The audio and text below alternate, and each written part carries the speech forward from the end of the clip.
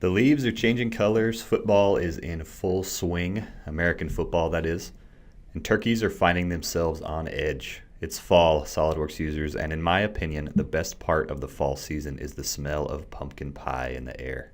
We're celebrating the season by bringing you a 4-part series where we'll be modeling this pumpkin pie spice jar, complete with a custom threaded cap, living hinge, and a custom decal. I'm going to design this jar in the shape of a pumpkin, which is made up of a rotational pattern of wedges. So let's start building our first wedge. I'm going to create a reference sketch on the top plane. Let's draw a circle dimension to 3.25 inches, and I'll draw in a few construction lines for my first wedge. The full pumpkin will be made of 10 wedges, so that's a 36-degree wedge. I'm just going to create half of a wedge to mirror and pattern. So I'll set this angled line to 18 degrees. We will use the loft tool to create the wedge, so we need a few profile sketches. For the first profile, let's sketch on the front plane. Here I'll just draw the cross-sectional shape of the pumpkin wedge and dimension and constrain it to our initial reference sketch.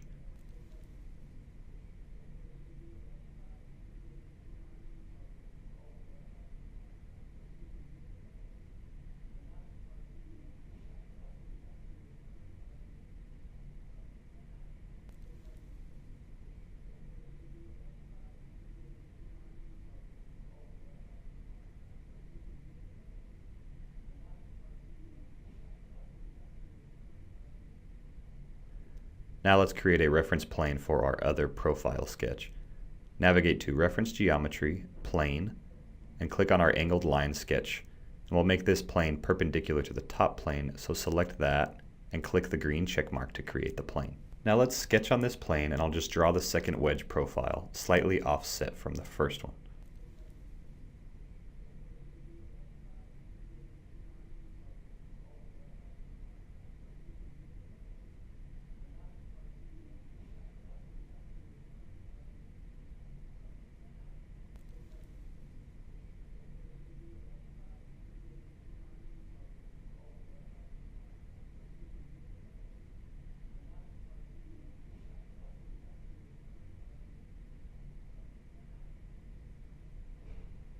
Now, sketching on the top plane again, let's draw a loft guide curve, which I'll set tangent to our construction circle sketch.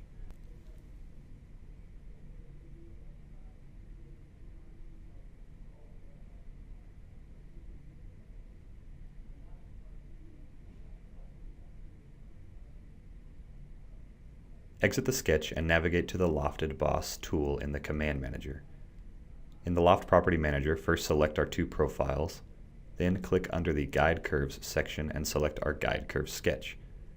That looks good there, so let's exit the Property Manager. And now we'll just mirror this body to complete the wedge. You'll find the Mirror command in the Command Manager. We'll first select the plane which we'd like to mirror this body about, in this case the front plane, or this face here. And then under Bodies to Mirror, select our half wedge body. Ensure the Merge Solids body is checked and click the green check mark.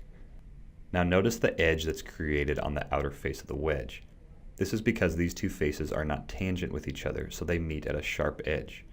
We can make these faces blend much better by editing the Loft feature. Right-click on the Loft in the history tree and select Edit Feature. Show the Start/End Constraints options. Here you can choose from several tangency constraints for your start and end profiles.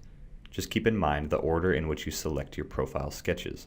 The first profile on the list is your start profile, and the last profile on the list is your end profile. If you need to change the order of this list, you can do so by simply clicking these arrows to the left of the profiles box. Let's set a start constraint of normal to profile, and we'll keep our tangent length at the default value of 1. Now when we exit the command, you'll see we have a nicely blended mirror. Now that we have our completed wedge, let's pattern it to complete the pumpkin shape. In the drop-down under Linear Pattern, you'll see the Circular Pattern tool. Under Direction 1, you can select a circular edge or sketch, or a centerline sketch or part edge to pattern around. The edge of the tip of our wedge is our centerline, so let's select that.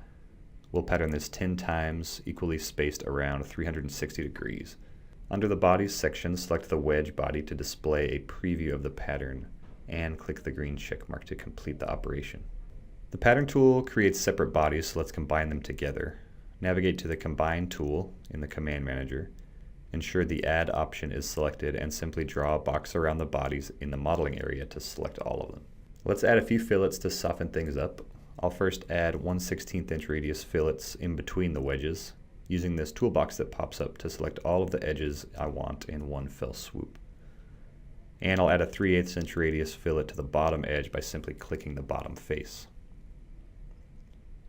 Now let's make the bottom of this jar concave for some added strength. Sketching on the right plane, let's change the view to Hidden Lines Visible, and I'll use the Convert Entities tool to convert this silhouette edge to reference. We'll do a simple revolved cut, so let's draw half of our dome shape.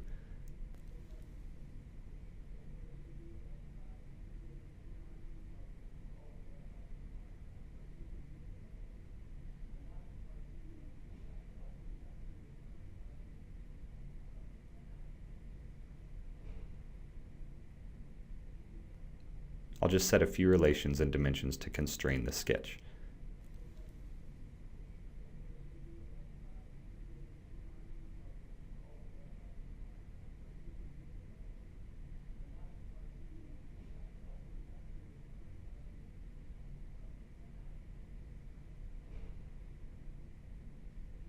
Once you're happy with the shape, exit the sketch.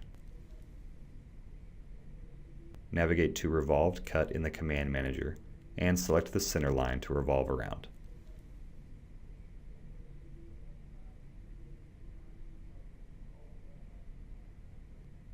Again, I'll soften up this bottom edge using a 3/8 inch radius fillet.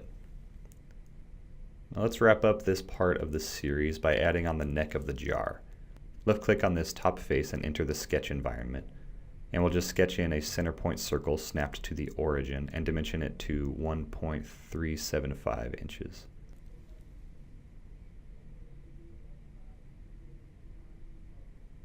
Exit the sketch and navigate to the Extruded Boss tool, and we'll just do a blind extrusion at 5/8 of an inch and click OK. Finally, let's blend this neck in with a fillet. This time I'm going to use a different option in the fillet tool, the multi-radius fillet option. With this option selected, you are able to change the radius dimension for different edges using these control boxes. Just double-click in the box for the edge you'd like to change and type in the new value. This is a handy way to add multiple radius fillets in a single operation. That wraps up part 1 of the series. In part 2 of the series, we will hollow out our jar and add the thread to its neck. Stay tuned.